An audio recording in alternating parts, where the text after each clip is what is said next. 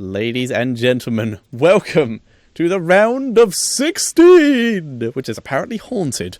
It is going to be on the Cursed Hollow. We apologise for those watching the stream for the delay. Nexo just win too quickly. Yeah, that's what happens, and apparently they are so fast that my overlay can't keep up. Oh God. It's overlays. So slow, right? Not controlled by humans at all. Exactly. We have overlay bots. It's fine. So, ladies and gentlemen, spawning on the left-hand side in the blue trunks of the Cursed Hollow, it is going to be Nexo! And starting in the mid to top lane keep area, we have Grand PKT on the Malfurion. We have Black Scorp on the Zeratul. Lucifron is playing the Stitches. Vortex is on the Tyrande. And Falcon is on the Sergeant Hammer. Falcon Punch! Best name still. But in the top lane, on the other side of the map, on the team of Pestrunishka. There we go. It's Gwip playing the right wing. We have Mavro Man. Mavro Morn. It's moving too fast for my eyes to click actually on them catch and hold it. space.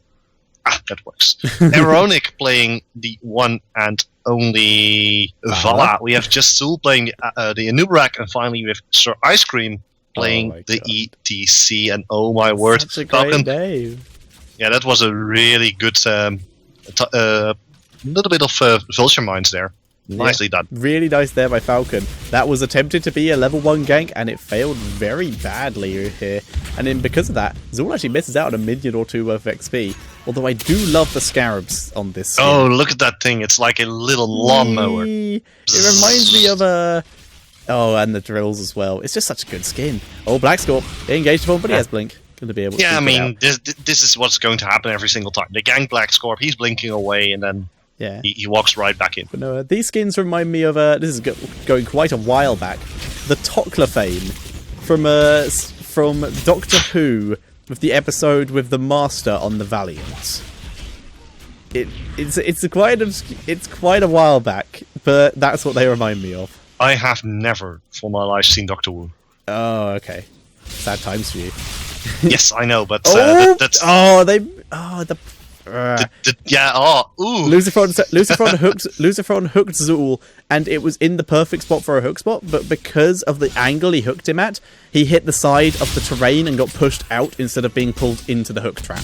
That's a little bit unfortunate. On the other hand, Zul, he does have that underground burrow, so that he can actually escape from the hook trap, so it's not all that bad, though. Yeah, but they had the stun combo up, it just didn't land where they thought he would land. It's annoying, it's something that happened in the most recent patch, that they don't really get pulled into that angle anymore. It is weird. Look at EDC just walking just straight into Zeratul's face, and it's like, hello, here's your private concert.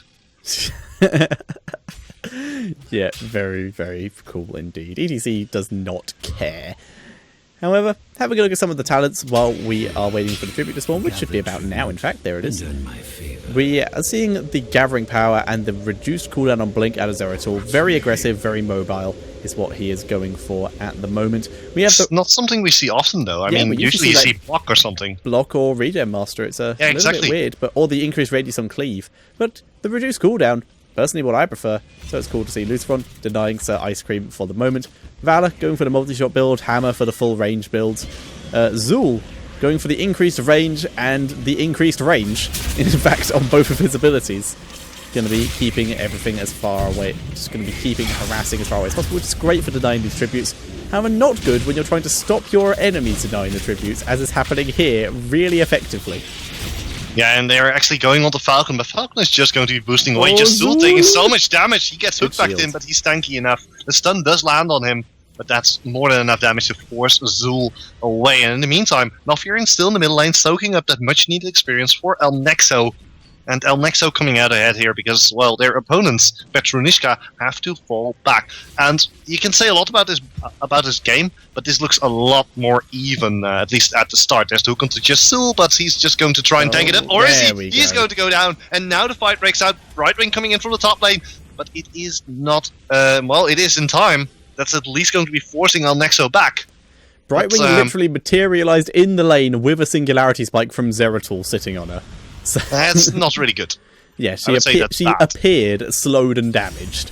So less than ideal. Zeratul doing a good job, gets the XP from the top lane, and El Nexo, because of that, are able to grab an XP lead. They need to get someone...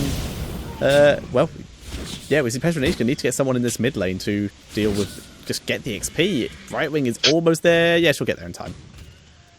Yeah, just in time. She is going to lose a little bit of ammunition on her towers, though. And if we're looking at the talents that have been picked up, double healing ward coming out of the double support combination on the side of El Nexo.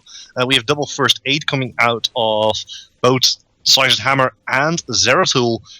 If we're looking at the... This is enduring growth, so regrowth an additional 6 seconds. True shot aura as expected. Although about the bottom lane, I was thinking about are they going to be able to catch Falcon? Well, that's not going to happen because he's actually in the blue Falcon. The hook was not even close. Indeed, it would. Oh, the stun though does land.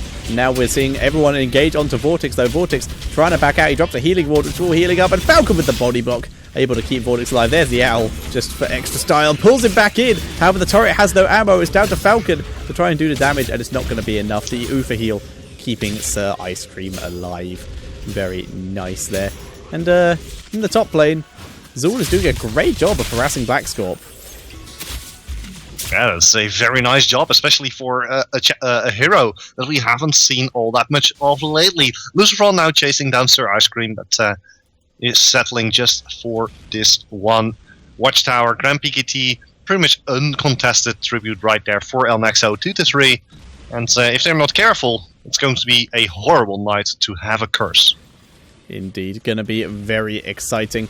We are now seeing El Nexo go for their Grave Golem, going to be taking that and just getting the pressure on in this bot lane. They've already taken out both towers in the bot lane. Their minions, if Vala doesn't clear them quickly, which she will actually were thinking about taking down the gate, but the minion wave got there and Vala kills it in time.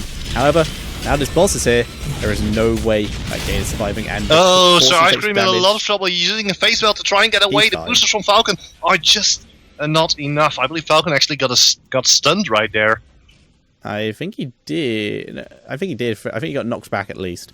But, so Ice Cream, back it up, just healing himself up. The boss now already taking out the fountain. Tribute spawns in the top lane. Ooh. He's doing a solid snake here.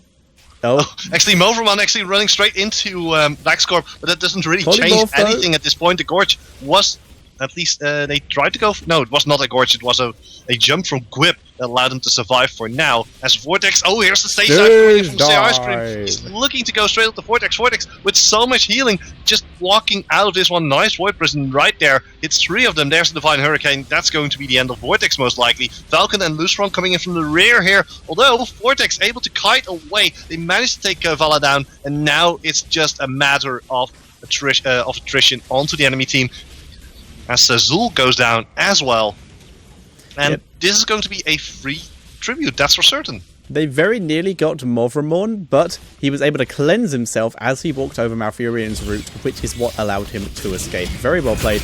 And now El Nexo, not only do they get the tribute and the curse, they're also going for this boss, and there's very little that Pestrunishka can do about this. Yeah, it's a little bit unfortunate for Pestrunishka that everything is coming together like this, but very fortunate for El Nexo.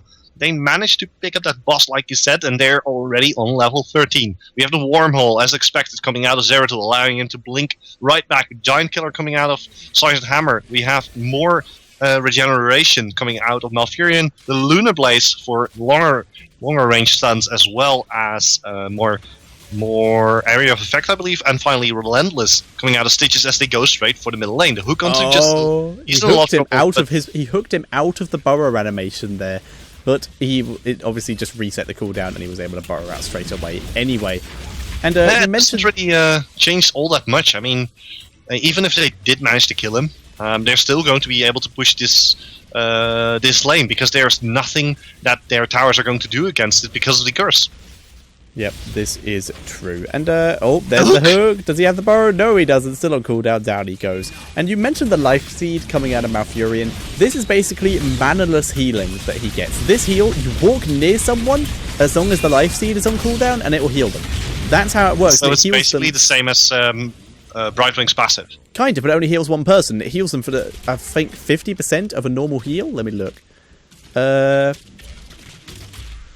Nope, just normal amount of healing from Malfurion, so he gets an extra cast of his ability to just auto-cast onto someone. Well, it that's is a pretty huge neat. ability, especially if you take the Enduring Regrowth at I don't know what the next talent is, but it increased the duration. Oh no, he's already taken that, so yeah, he is healing his teammates for huge chunks of health every time he's near them.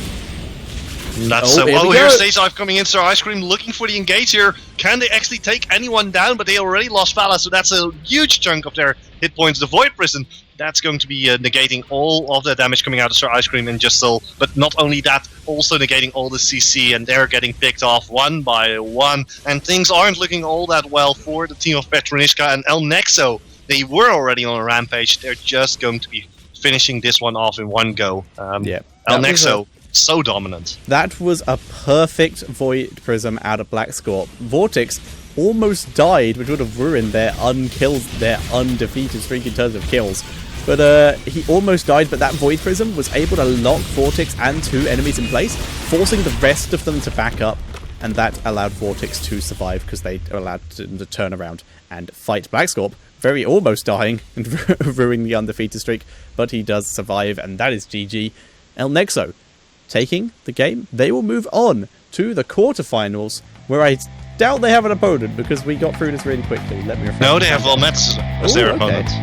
Valmetis is already there. Well matched. Well matched. Well matched.